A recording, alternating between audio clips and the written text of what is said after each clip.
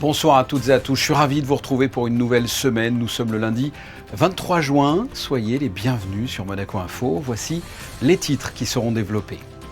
Les nouvelles recrues issues de l'école de police ont été décorées ce lundi matin. 27 nouveaux agents et 7 lieutenants ont enrichi les rangs de la sûreté publique. En basket, c'est l'égalité parfaite pour cette finale de championnat de France. La Roca Team a remporté son match 4 à domicile hier après-midi. Les Parisiens et les Monégasques sont dos au mur pour le match 5. Retour sur la rencontre d'hier, l'analyse de notre consultant Ali Traoré et les explications de la responsable éditoriale de DAZN. Sachez que ce dernier match décisif sera gratuit sur cette plateforme. Restez avec nous pour en savoir plus. La Fédération monégasque de rugby a été sacrée championne d'Europe de rugby à 7 ce week-end en Andorre. Retour sur cette compétition. En football, la 6e édition du tournoi FNU Yeti s'est déroulée au Stade du Devin. C'est une compétition internationale destinée aux U12. Le Moyen-Orient s'embrase. Les relations entre Israël et l'Iran sont exécrables. On peut même parler de guerre. Nous recevrons dans quelques instants un spécialiste des questions sécuritaires et militaires sur la chaîne israélienne I24 News, Mathias Inbar. Le Monaco Private Label, dont le but est de favoriser la politique d'attractivité en principauté, vient d'organiser une conférence avec pour thème « Explorer l'art de collecter ». Et enfin, nous reviendrons sur le dernier concert de l'Orchestre Philharmonique de Monte-Carlo qui a été donné ce dimanche à l'Auditorium Régnier 3. Chaque année, la Sûreté publique décore ses nouvelles recrues issues de l'école de police. Ce lundi matin, à l'Auditorium Régnier 3, c'est la promotion Napoléon Delalonde qui était à l'honneur. 27 nouveaux agents et 7 lieutenants ont enrichi les rangs de la Sûreté publique. Yannick Debever et Lionel Bernardi reviennent sur cette cérémonie.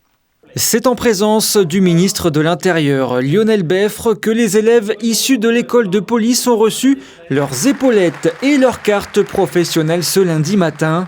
27 nouveaux agents et 7 nouveaux lieutenants ont été décorés dans cette cérémonie qui permet de mettre à l'honneur la formation monégasque.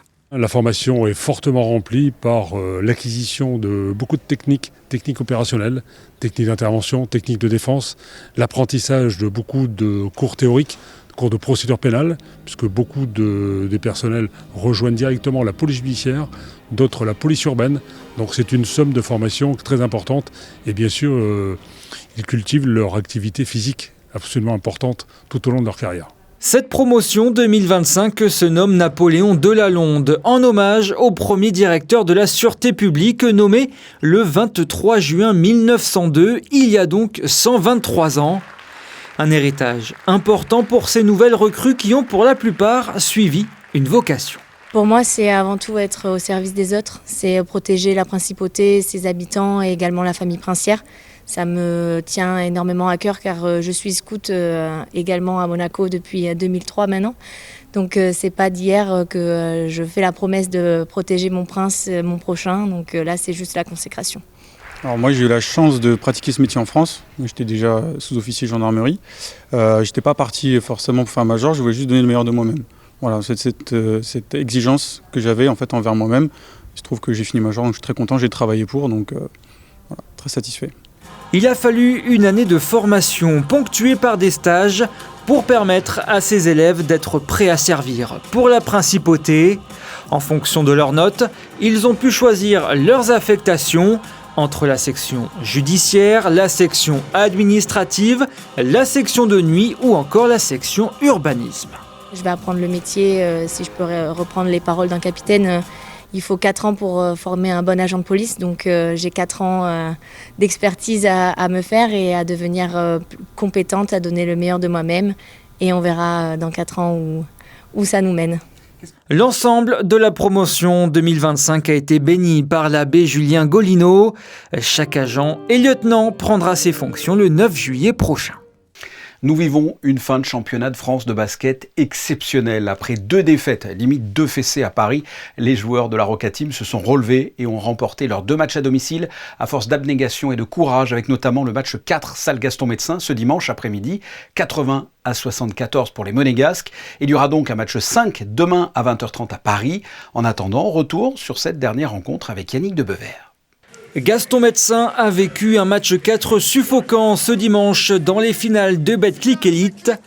Dos au mur, les Monégasques bien lancés par Terry Tarpé ont réussi à tenir l'attaque de Paris en dessous des 75 points. Les deux équipes ne se sont pas lâchées durant tout le match et après une excellente entame de Monaco, Paris a refait son retard pour virer en tête à la mi-temps. Dans une rencontre hachée par les fautes, il a fallu rester concentré pour ne pas perdre le fil et il a fallu aussi une certaine audace pour rentrer des shoots compliqués.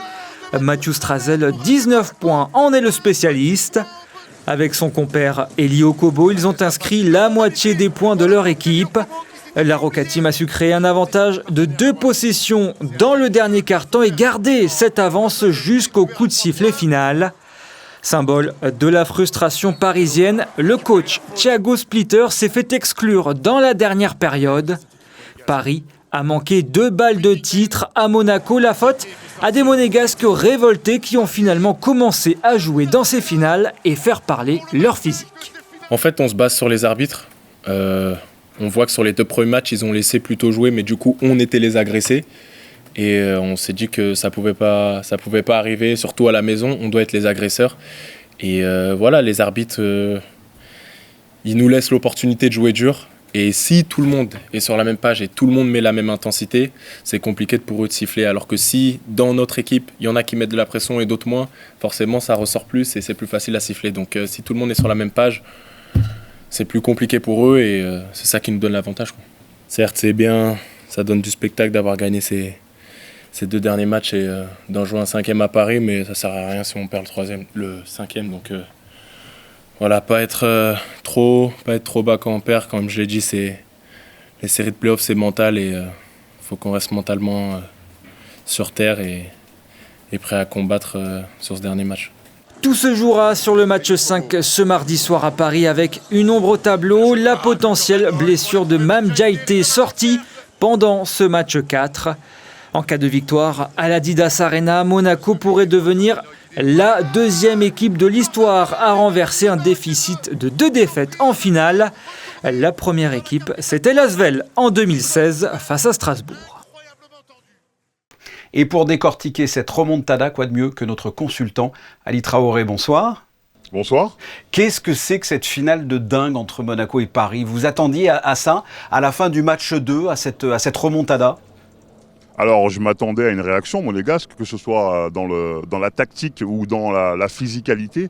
Et c'est exactement ce qui a été montré sur les matchs 3 et 4. On a l'impression d'avoir vu 2 Monaco, une équipe complètement dépassée à Paris et une équipe conquérante à Monaco. Est-ce que vous êtes d'accord avec ça ? Oui, tout à fait. À Paris, Monaco a été très passif. Elle a laissé Paris développer son jeu. Alors qu'à Monaco, on l'a vu sur la première mi-temps, notamment du match 4, d'un basket extrêmement physique, extrêmement âpre. Et c'est la solution pour battre une équipe comme Paris qui est très talentueuse. Oui, qu'est-ce qui fait que cette équipe s'est sorti les doigts, pardon pour l'expression. C'est l'entraîneur, c'est un changement tactique. Qu'est-ce qui a fait la différence ? Alors déjà, au niveau du sortage de doigts, comme vous dites, il y a forcément une prise de conscience. Les joueurs n'ont pas envie de se faire éliminer 3-0.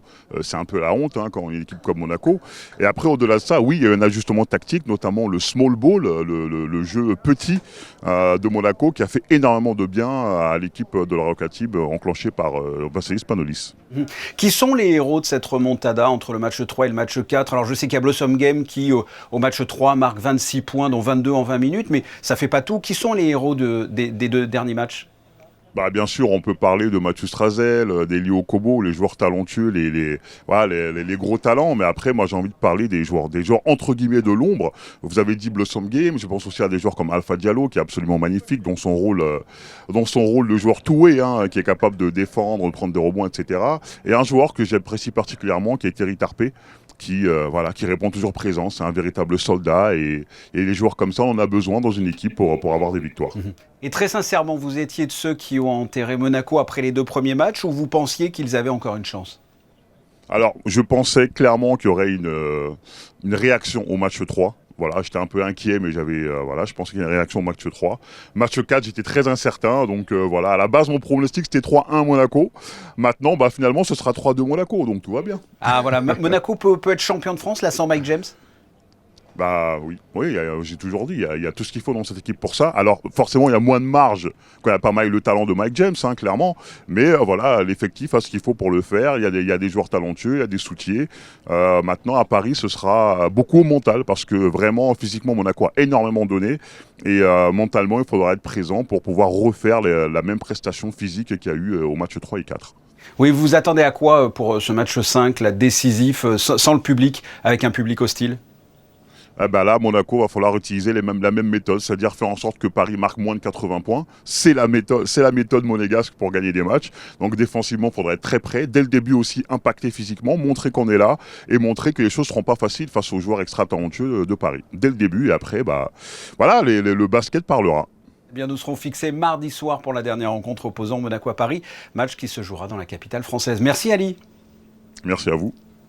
Et on ne referme pas cette page basket parce qu'il y a une bonne nouvelle pour ce dernier match de finale si vous n'avez pas DAZN, ce service de streaming sportif. Et c'est la responsable éditoriale de DAZN Basket qui va nous l'annoncer. Chloé Westeling, bonsoir. Bonsoir. On va pouvoir regarder la finale sur DAZN même si on n'est pas abonné, c'est ça ?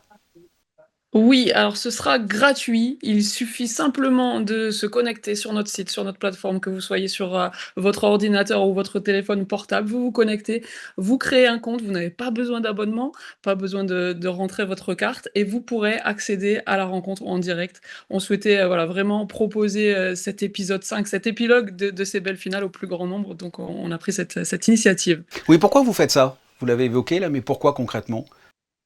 Ça s'inscrit dans une volonté qu'on a eue toute l'année de proposer des matchs en clair. Toute la saison, on a eu le match du dimanche à 19h qui était accessible gratuitement.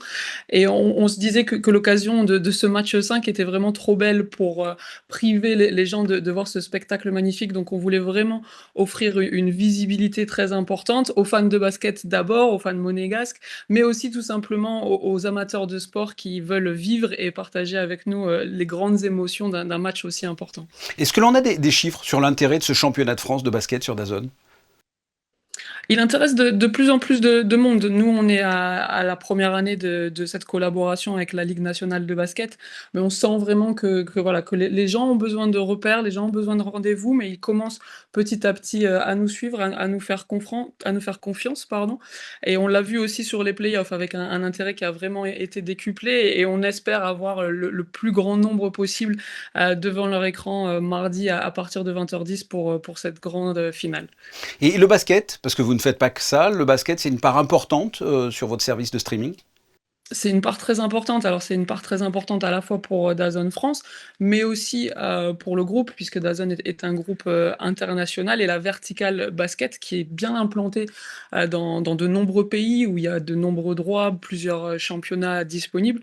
C'est quelque chose de très important pour nous. On voit ça un peu comme le sport, je ne vais pas dire du futur, parce que c'est déjà le sport du présent. C'est un sport très populaire, et c'est sûr qu'avec sa popularité en France et les résultats qu'on a à la fois sur les équipes nationales, sur nos équipes du championnat de France qui performent en Europe, c'est un sport et une discipline qu'on souhaite vraiment développer et traiter de la meilleure manière pour le proposer au plus grand nombre.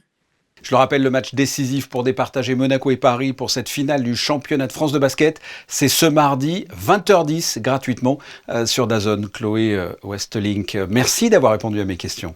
Merci beaucoup, bonne soirée à vous. On referme cette page basket, mais on reste dans le monde sportif. La Fédération monégasque de rugby a été sacrée hier championne d'Europe de rugby à 7 au terme de 2 journées intenses de compétition. Les monégasques ont assuré leur retour dans l'élite européenne.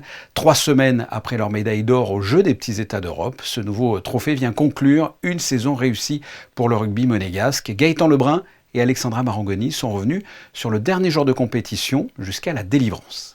La neige est tombée sur Andorre aujourd'hui, mais Monaco, eux, sont montés sur le toit de l'Europe 12 ans après leur dernier sacre européen. C'était en 2013. Aujourd'hui, Monaco est de nouveau champion d'Europe.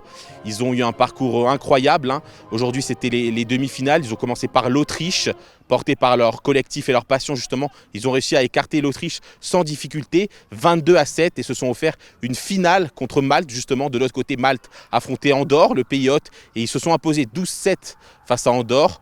La finale Malte-Monaco, 2 pays qui se connaissent parfaitement, et les Monégasques ont répondu présent une fois de plus. Ils ont remporté cette finale 24-5, dominée de A à Z. Un dernier exploit qui permet aux Monégasques de finir la saison de la meilleure manière possible. Vous l'avez fait, le taf là. Maintenant, il faut qu'on passe à un autre palier. Bravo, on récupère bien et on prépare l'autre match. Je pense que la différence, c'est surtout notre état d'esprit. On était prêts pour ce match-là, on a tout fait pendant la préparation et les joueurs ils ont rentré très très motivés pour faire le doublé cette saison parce qu'on a gagné il y a 3 semaines et on a confirmé encore aujourd'hui. Moi je pense que c'est une saison très très réussie. Là on continue le travail et je pense qu'on va encore gagner pas mal de titres et pas mal de tournois et il faut que surtout on travaille, on progresse et qu'on arrive à monter le rugby monégasque au sommet.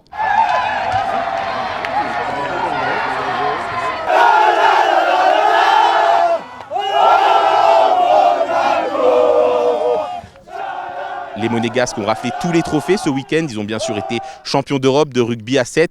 Mais leur numéro 8, Tristan Nardi, a lui été élu meilleur joueur du tournoi. Cette victoire permet à Monaco de monter en 2e division européenne comme il y a 2 ans. Mais cette fois avec l'objectif d'y rester ou de rêver encore plus grand pour les années à venir.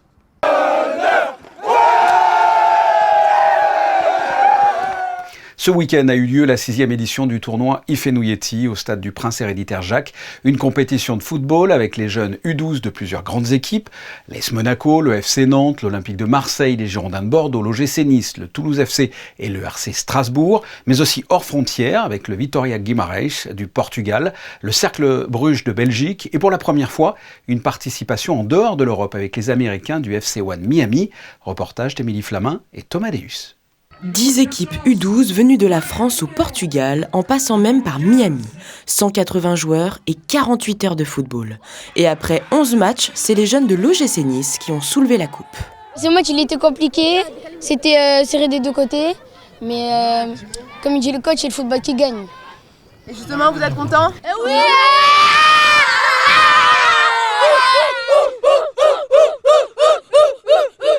De la joie et de la bonne humeur, c'est le maître mot de ce tournoi qui revient pour sa 6e édition. Dès la première année, ça a rencontré un grand succès. C'est un format qui est un peu inédit pour la catégorie. Il joue toute l'année à 8. Donc là, il passe à 11.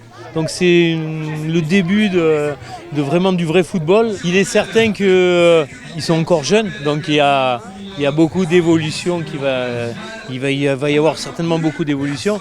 Ce qu'on peut dire, c'est qu'on a commencé en 2018 et qu'on a déjà des retombées, c'est-à-dire qu'il y a déjà des joueurs qui ont participé au tournoi et qui ont signé leur premier contrat professionnel. Donc ça, ça prouve la qualité des enfants qui viennent jouer ici. Et même s'ils ont été battus en demi-finale, c'est une chance pour les jeunes de l'AS Monaco d'accueillir cette compétition. C'est le dernier tournoi de l'année, ça ramène de l'amusement. Et on a essayé de le gagner, mais non, on n'a pas réussi, du coup, on verra l'année prochaine. Ça sera des souvenirs quand on sera plus grand, on va se dire j'ai fait ce tournoi-là. Un tournoi qui clôture la saison du ballon rond dans la joie et la convivialité. Ça fait la une de l'actualité internationale en ce moment, le conflit israélo-iranien entre des missiles iraniens qui touchent le sol israélien, les frappes de l'armée israélienne dans le centre de Téhéran, ce lundi par exemple, les bombes pénétrantes envoyées par les États-Unis ce week-end sur les cibles nucléaires iraniennes. Nous vivons une escalade des tensions au Moyen-Orient qui peuvent laisser craindre un embrasement. Avec nous pour développer tout cela, le présentateur et rédacteur en chef du magazine Défense sur la chaîne israélienne I24 News, Mathias Inbar, bonsoir. Bonsoir Fabien. Déjà pour commencer, votre analyse de la situation. Comment analysez-vous ce conflit extrêmement tendu ? C'était une question de temps en fait. C'était pas une question de si, mais véritablement quand allait intervenir cette opération, ces opérations préventives de l'armée israélienne, puisque Israël avait prévenu si la ligne rouge se rapprochait. La ligne rouge, j'ai pas besoin de la dessiner ou de la décrire, vous la connaissez tous, à savoir le fait que l'Iran se rapprochait dangereusement de la bombe nucléaire, eh bien Israël interviendrait. Alors oui, il y avait les négociations. Oui, Donald Trump avait laissé du temps aux Iraniens pour infléchir leur position, mais à partir du moment où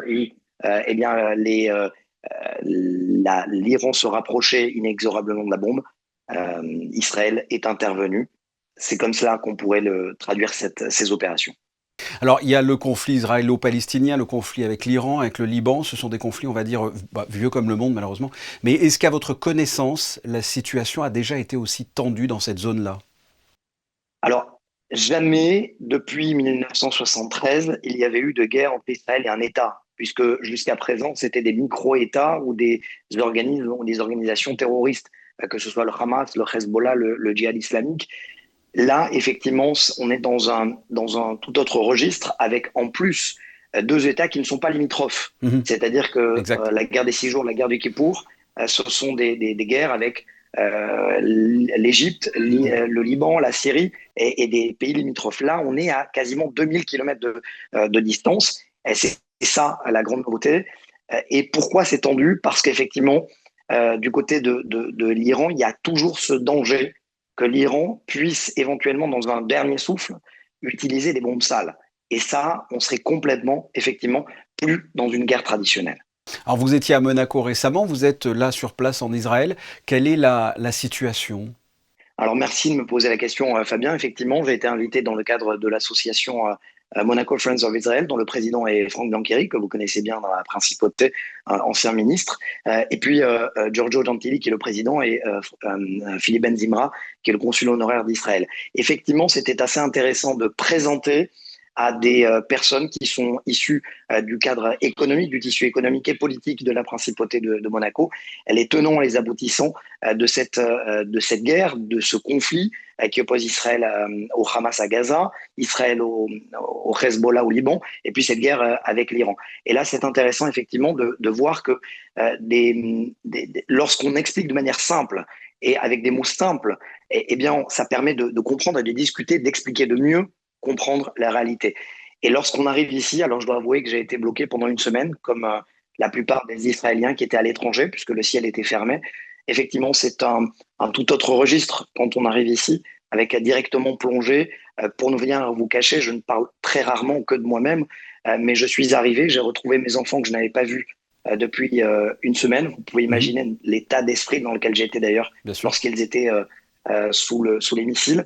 Et il n'a pas fallu 1 heure pour que l'alerte retentisse et que je prenne mes enfants et que je descende aux abris pour me protéger. Donc c'est ça véritablement.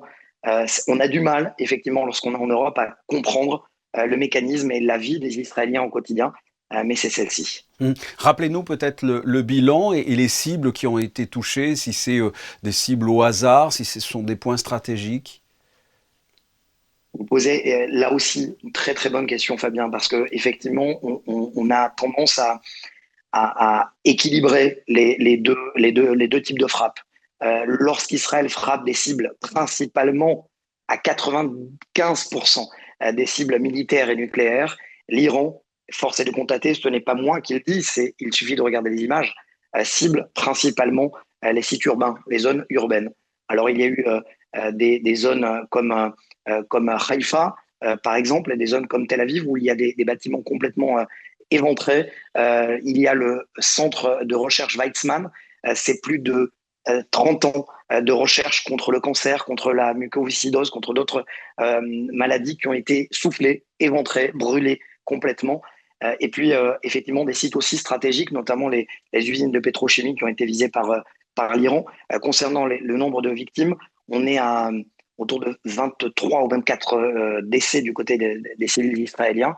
Et puis, du côté de l'Iran, eh bien, la grande partie de la chaîne de commandement des gardiens de la Révolution a été éliminée très rapidement. D'ailleurs, c'est la première fois dans l'histoire moderne, ça c'est intéressant aussi d'analyser cela, dans l'histoire moderne, que l'ennemi comprend, après que sa chaîne de commandement militaire a été décimée, que la guerre a commencé.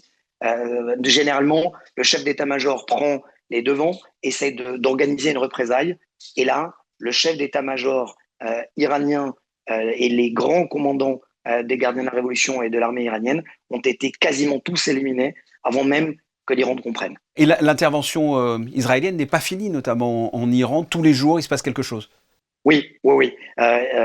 Effectivement, Tsahal qui frappe Téhéran, qui frappe les sites de production de missiles, les sites de production de centrifugeuses à l'intérieur de la capitale. Malheureusement, là aussi, on peut critiquer le fait que le régime a incorporé à l'intérieur de la vie urbaine des confections de missiles qui sont extrêmement dévastateurs en milieu urbain, mais également des sites de production de missiles dans l'ouest et dans le centre de l'Iran.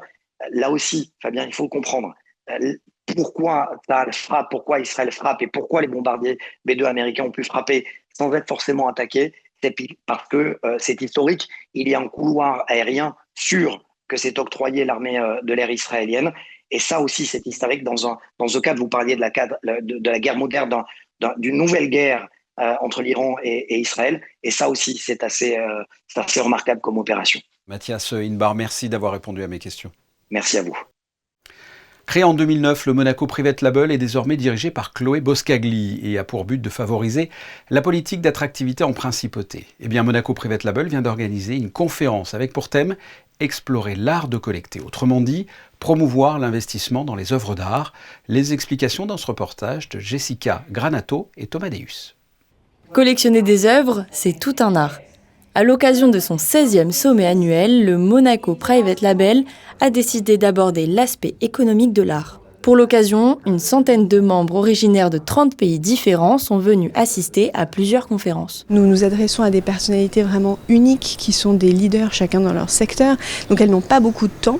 Donc pour essayer de faire en sorte de continuer de les intéresser, nous développons des thèmes très différents et cette année, au vu aussi de tout ce dynamisme de l'écosystème monégasque culturel, on voulait particulièrement le souligner et le mettre à l'honneur. Monaco brille déjà par son implantation dans l'art à l'international. Avec le Grimaldi Forum, les villas du nouveau musée national ou encore les maisons de vente. La principauté ne manque donc pas de lieux, mais cherche plutôt à initier de nouveaux collectionneurs. La réunion d'aujourd'hui est liée à montrer finalement l'importance de l'art dans le monde d'aujourd'hui et auprès des décideurs. Et je sais combien le monde des collectionneurs nourrit et permet de faire vivre la culture ouverte à tous et le savoir à construire pour demain. Si plusieurs membres du Monaco Private Label semblent déjà conquis par l'idée d'investir dans les œuvres d'art, le collectionneur Simon Depury a tout de même quelques conseils à vous partager. Le conseil est d'abord de voir, voir et voir.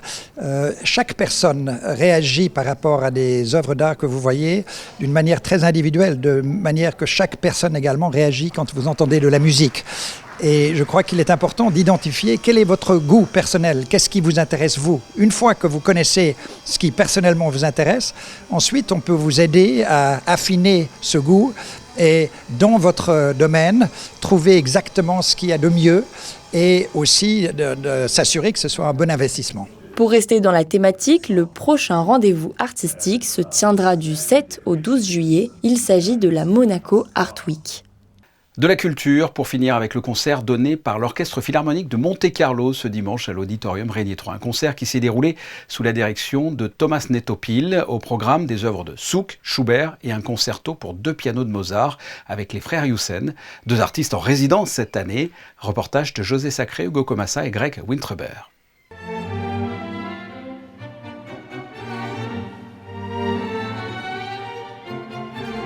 Dimanche 22 juin, à l'Auditorium Régnier 3, outre une œuvre de Joseph Suk et la symphonie numéro 5 de Schubert, l'Orchestre Philharmonique de Monte-Carlo, sous la direction de Thomas Netopil, a interprété le concerto numéro 7 pour 2 pianos de Mozart, avec en soliste les frères Lucas et Arthur Yusen.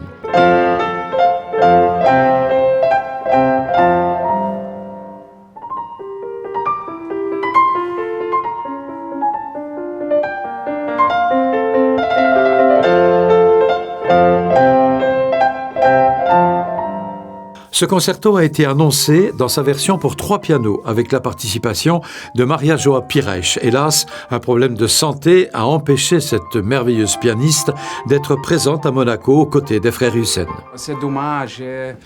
Nous sommes très désolés que nous ne pouvons pas jouer avec elle. Elle est merveilleuse. Elle a été notre professeure pour 3-4 ans.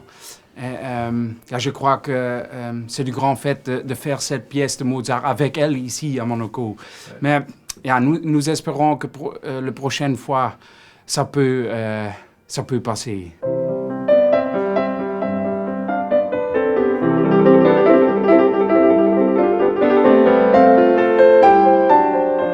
Ce concerto numéro 7 de Mozart, dans sa version pour 3 et 2 pianos, a été composé à Salzbourg en 1776. Mozart avait 20 ans. Pour moi, c'est une pièce très positive, petit peu naïve aussi, mais naïve pour moi, c'est un mot très positif, c'est très bien, avec des énergies, nous aimons beaucoup. Et Mozart, c'est un compositeur, je crois que c'est le meilleur compositeur pour 4 mains et pour 2 pianos aussi.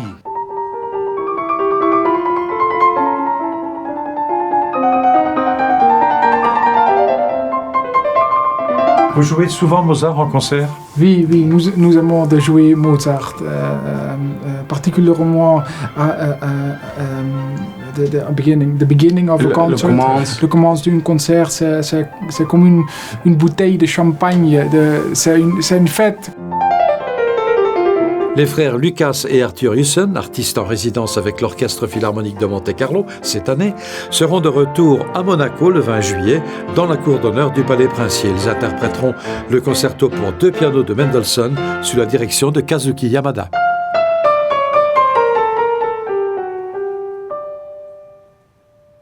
Après le son et la vidéo, un concert que l'on retrouve tout de suite en photo pour clore ce journal. Ce sont les clichés du jour de Jean-Charles Vinage. Et juste après, vous retrouverez la météo d'Alban Gingembre. Ce journal est terminé. On se retrouve mardi à 19h. Je vous souhaite de passer une excellente soirée sur Monaco Info. À demain.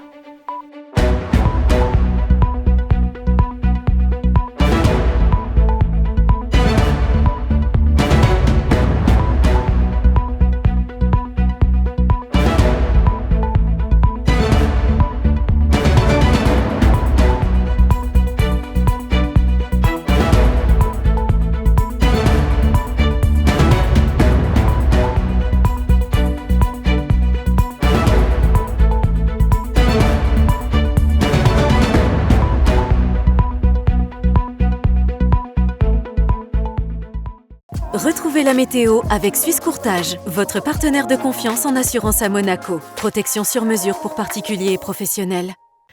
Bonsoir à tous, demain il fera toujours aussi bon en principauté, quelques passages nuageux parfois denses mais le ciel restera toujours aussi lumineux, le thermomètre affichera 23 degrés le matin et 27 degrés l'après-midi, l'indice UV sera très fort, surtout l'après-midi, pensez à bien vous protéger, la température de l'eau est à 26 degrés, l'occasion parfaite pour se prélasser au larvoto, et puis le 24 juin nous fêtons la Saint-Jean, fête du feu et de la lumière, à Monaco ne manquez pas les festivités qui se dérouleront place des Moulins.